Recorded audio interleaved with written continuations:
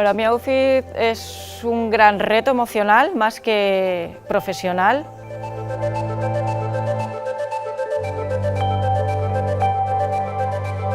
Para mí Outfit representa la esclavitud humana, es la esencia para mí.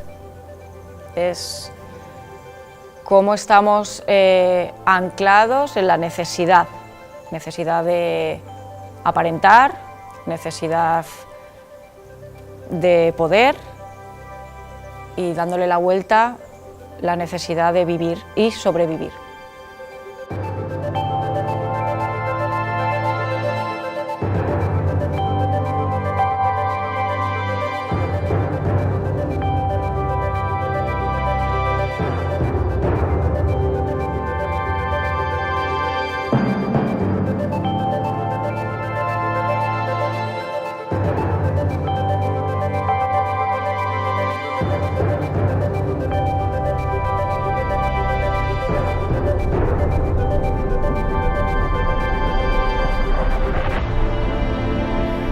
Queremos que sientan lo que los intérpretes están sintiendo en ese momento.